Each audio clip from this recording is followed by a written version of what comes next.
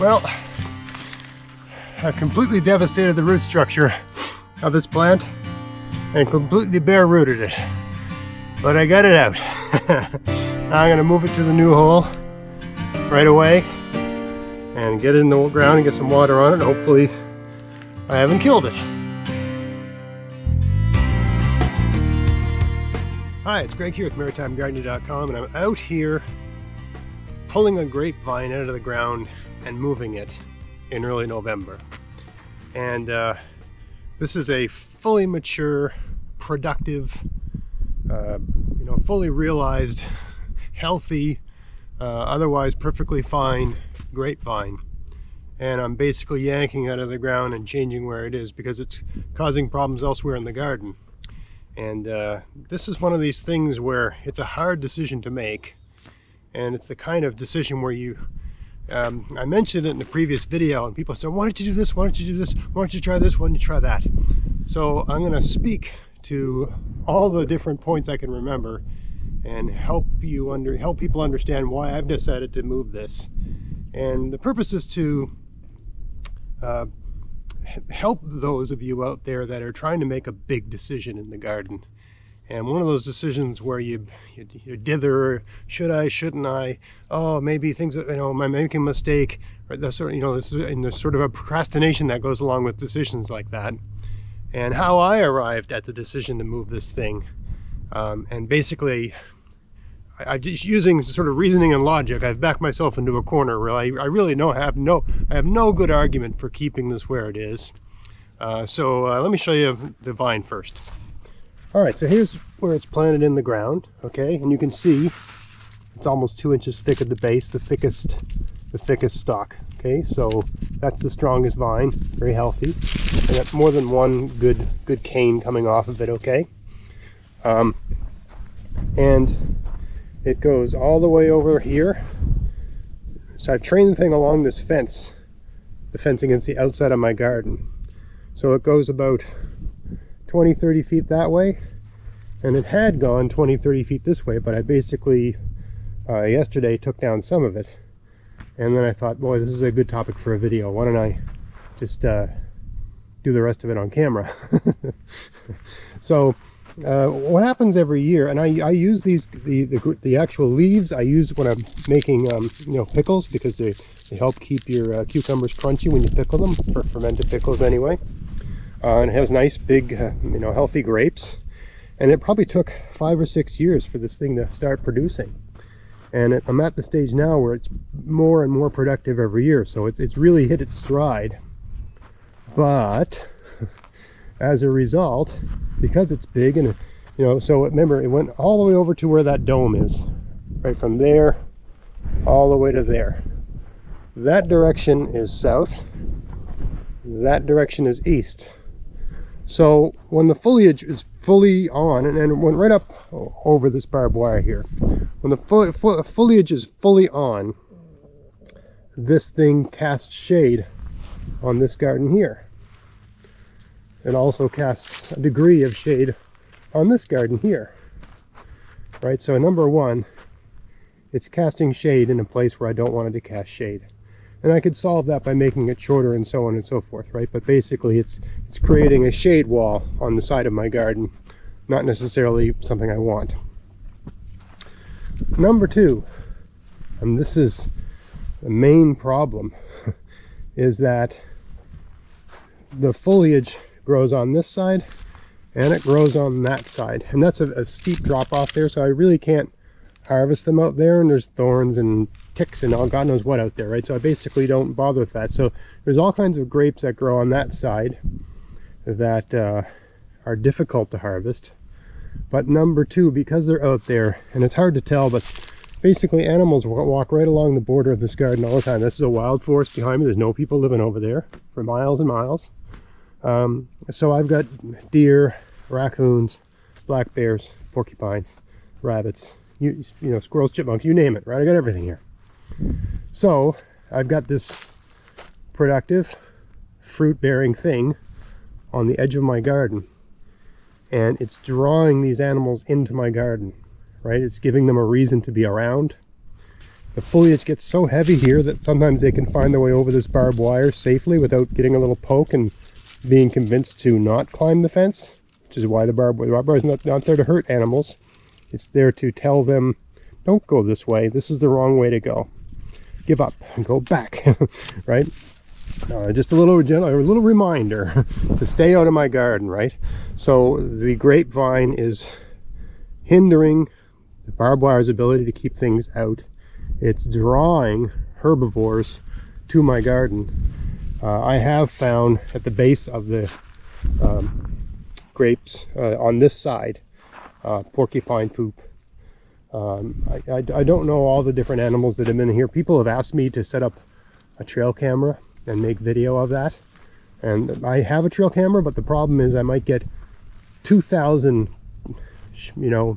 10-second videos of wind moving a tree, and so I might spend an hour and a half sifting through all of that footage to find 10 seconds of an animal. It's just not I'm sure I could get a better quality one that runs on body temperature or something like that. I'll look into all of that, but basically the reason I haven't done video footage of it is because I don't have a high-end video camera. Just look down here, look along this edge. I don't know if you can tell, but it's really thick underbrush, but right next to the fence there's no underbrush at all. And that's because things walk along there, right? So it's drawing animals into my garden. It's reducing the efficacy of this barbed wire as a barrier. It's casting shade onto the garden, okay? And because it's drawing animals to the garden, I'm only getting a fraction. I mean, the whole purpose of having grapevine, and this really gets to the heart of it, is to have grapes to eat. And most of these grapes are feeding wild animals in the forest that live near my garden. And I love wild animals, and I love forest animals, and all that sort of stuff. But when you draw them, and I mean this might be different for a suburban area, but when you're in a wild area, you don't want to draw wild animals towards your property, because some of them are black bears. And even if you're not worried about your own personal safety, you don't want wild herbivores in your vegetable garden. Not good. The whole point of having a vegetable garden is to grow food, and if it's just drawing in wild animals and they're eating all the food, you're not going to get anything, right? And contrary to popular belief, the animals will not just take some and leave the rest for you. In my experience, they take everything when they get in, because it's good. Everything I grow is better than what they find out there. Right? Just go in the woods and try eating stuff. I mean, sure, animals in the woods can eat, all kinds of wild herbaceous plants, but once they try your garden stuff, they're like, holy smokes, this is the greatest food I've ever had. So anyway, this thing's got to come down. And a couple things I noticed, actually, teachable moments that I'm going to mention as I take this down. One thing, look at this spot here. See how that's constricted? Okay, I tied that to the fence. It's pretty much stuck in the fence now. I tied that to the fence using tarred bank line, and it's stuck. It basically constricted that. It still grew, but I mean, that's not good for it, right? Every point where I tied that on, I got one of these constriction points, right? This one here is so tight I couldn't even get it off, right? And here it's actually grown through the fence, so that's not good. That's not good at all. I'm not quite sure how I'm going to deal with that in terms of getting it off, other than just cutting it, right?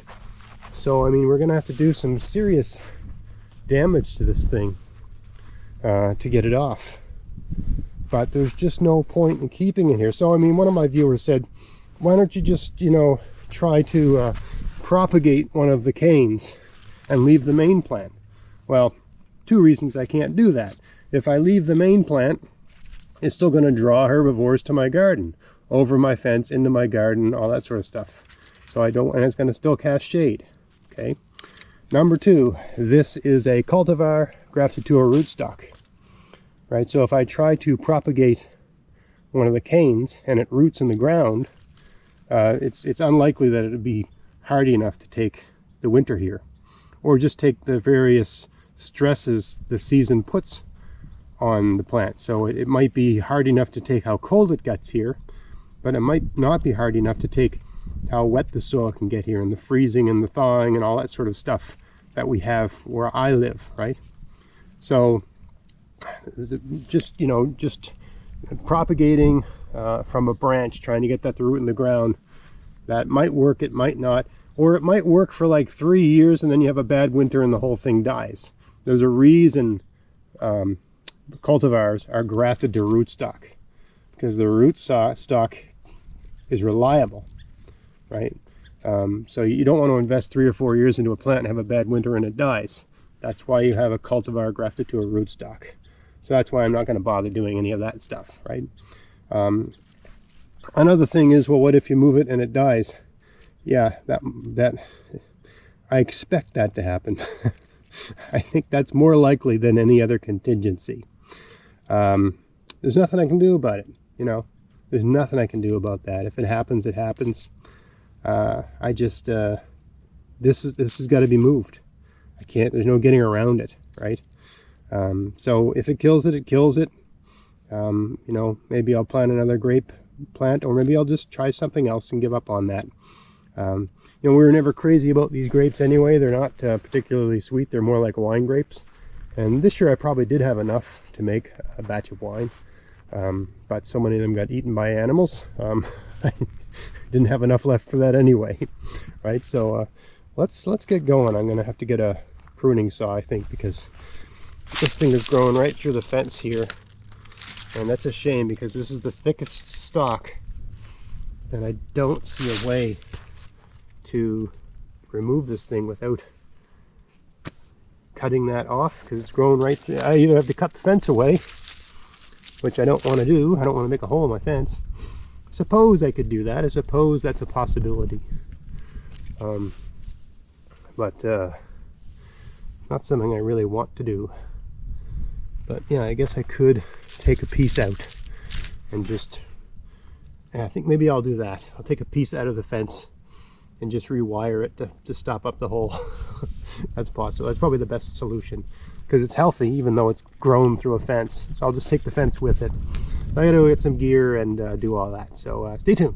All right, I'll give you an idea where I'm coming at from this part. I got a section of the plant here.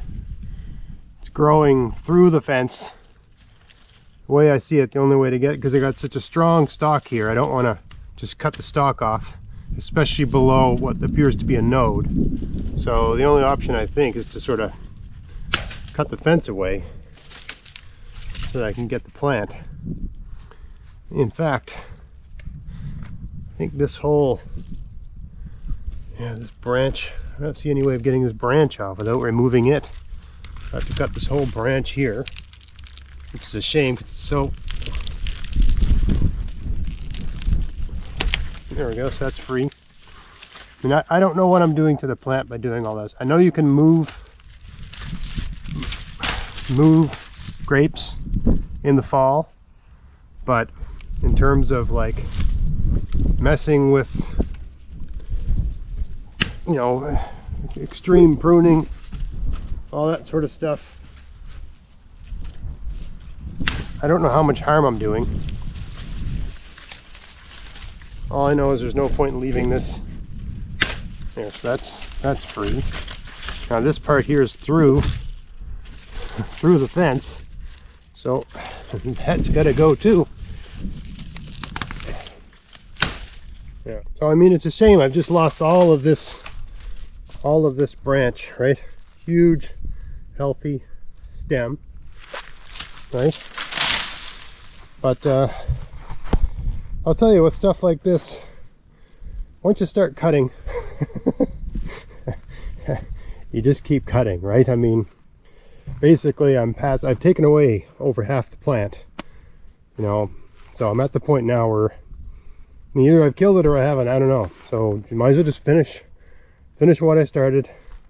Now I'm going to remove a whole bunch of branch off of this and pull it out of the ground and move it. So all I'm just going to set the camera up here and put her into high speed, and you can watch the whole thing take place.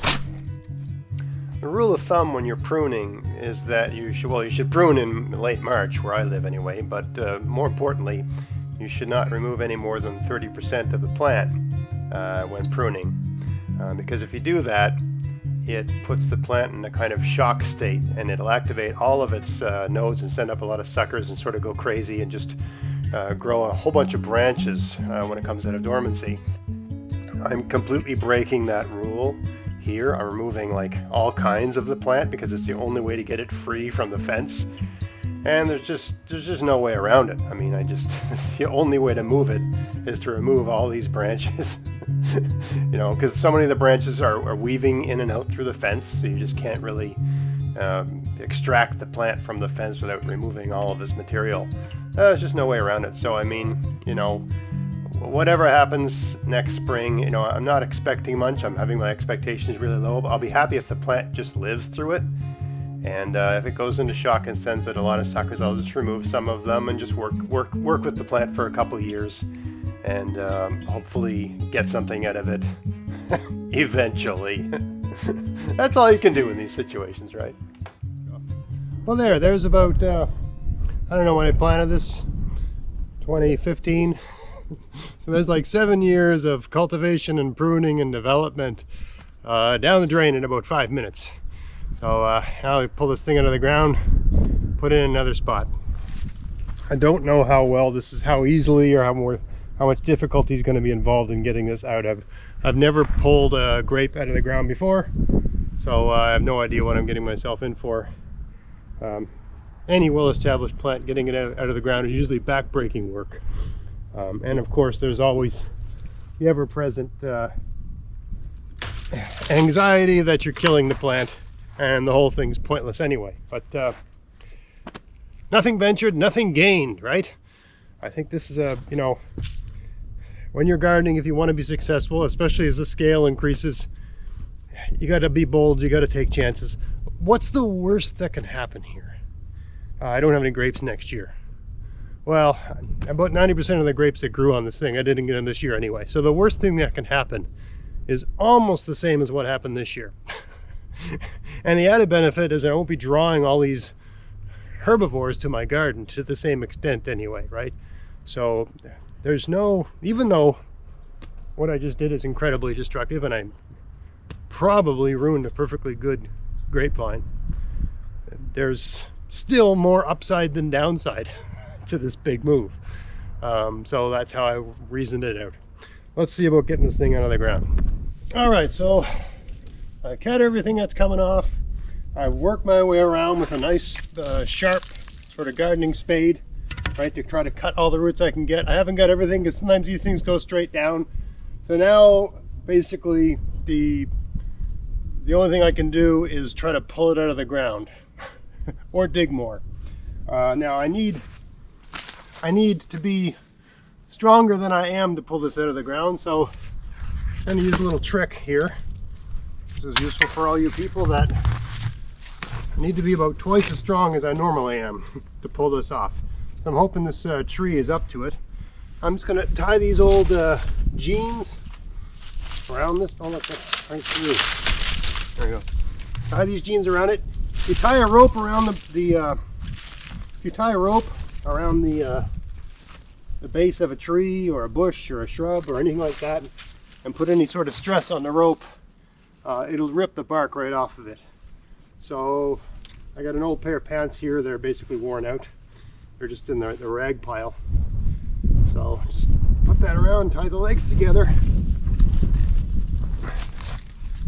fish this lever through, right, and lift. See what happens. Okay. My lever was not equal to the task. I'll be back in a minute with a better lever.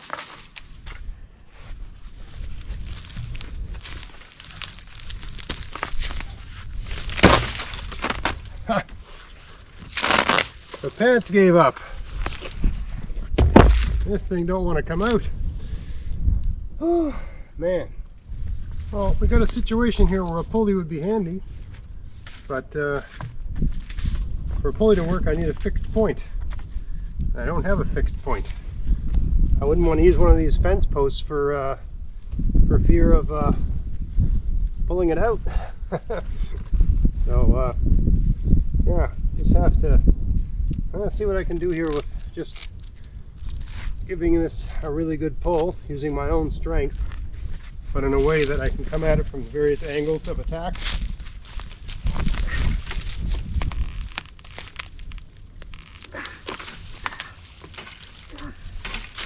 Good. Holy smokes. Come at it from this direction here.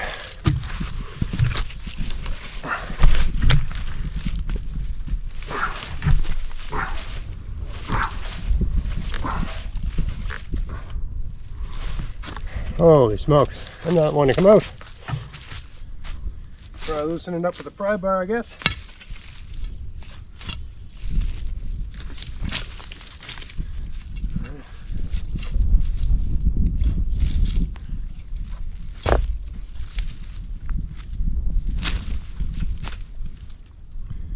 That's where we are.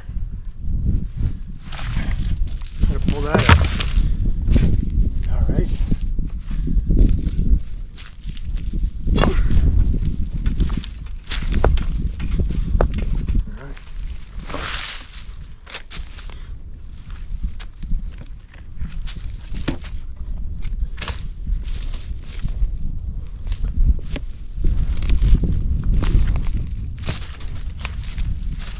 Okay, that did something.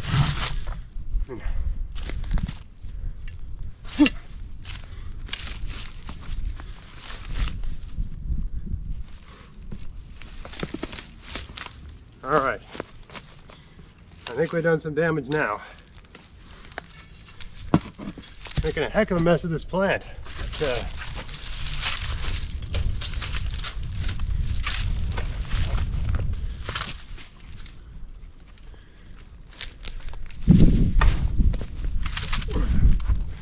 holy smokes. What is holding you down? Run root over here. That's a good one. Snips. I can feel it. It's a good root going right down, but there. I'll give it up a little bit.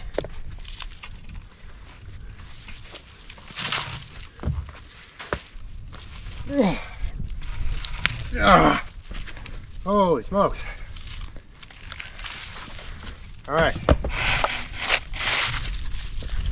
All right, time for maximum pressure.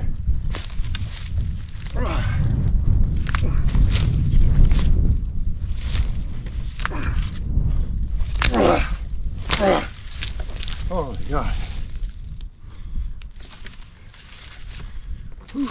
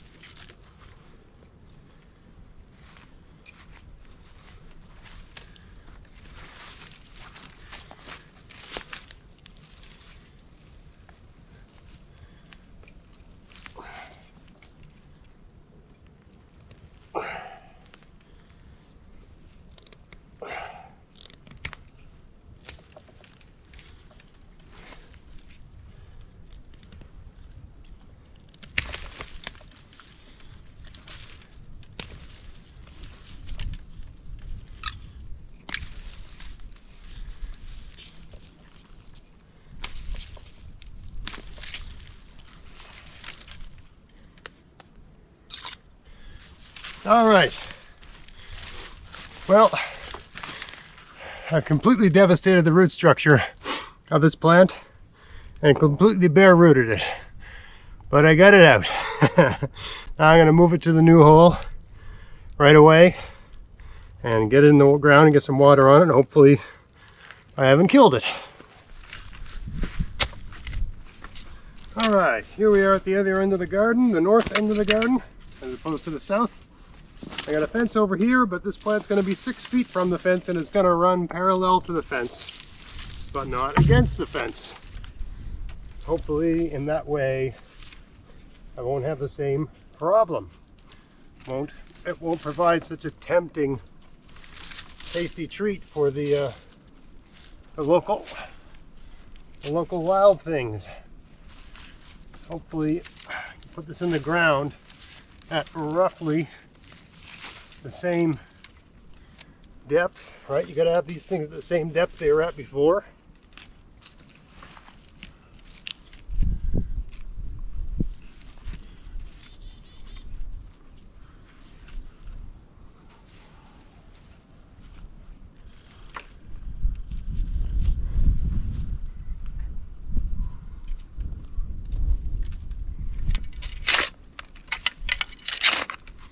You're planting stuff like this, it's good to have a pointy stick or just a broom handle or something, just to push the soil in and help settle things in. You don't want air pockets down there, and around roots it's hard to get in there, right? So you just add a little soil, push in like that, right, and then add some more.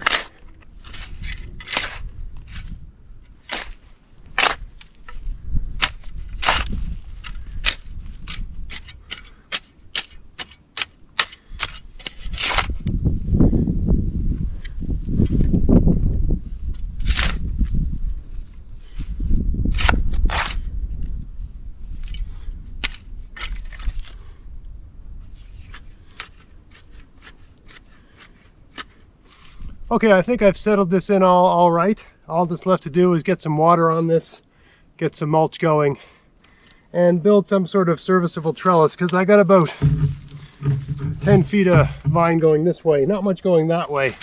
I'll train it that way over time. It's going to run perpendicular to the fence over here, and I mean, hopefully we haven't killed it. You really don't know. You just got to do these things and see what happens. That's all you can do, right? That's fine. It's just part of the whole experience of gardening. You know, you try something out. If it's not working, you make a change, and then you see what happens, and you take it from there. So, you know, as long as I get foliage next year, I'll know things are okay. I don't care if I don't get grapes next year. If I get foliage, I mean, I'll know by May if this worked, and by then it shouldn't be too late to get another grape. Or maybe just give up on grapes. Well, who knows, right? You know, you get lots of options. You don't have to do any one thing. I like having at least one grape plant because I use the leaves for pickling. Really helps to keep pickles crisp and that sort of thing. But anyway, I think that's enough. Don't think of this as a master class on moving grapes in fall. Think of this more as a science experiment, and my garden is the lab rat. I'm doing this thing that I've read that you can do, but I've never done it before. So we'll know next May if this worked, because we'll see the buds forming if it was successful. If I killed it, it's, you know, it's dead. I'm gonna get some water on this now and go in and have some lunch. So I hope you found this video interesting. If you did, please like, share, subscribe. Until next time, get out there, get at it, have fun in your garden. Thanks for watching. If you want to help support the channel and everything I'm doing here, buy your seeds and gardening supplies at Bessies.com using my coupon code GABS22. Or become a paid subscriber to my weekly column at maritimegardening.substack.com. It's $5 a month or $30 a year. It's all about gardening and a little bit about cooking, and I pump out a new article every Tuesday morning. And as a bonus for subscribing, every time I get 100 new paid subscribers, I will randomly choose one lucky winner to receive a $100 gift certificate at the online garden store of their choice. So maybe give one of those things a try. It'll help out a lot. Thanks, and happy gardening.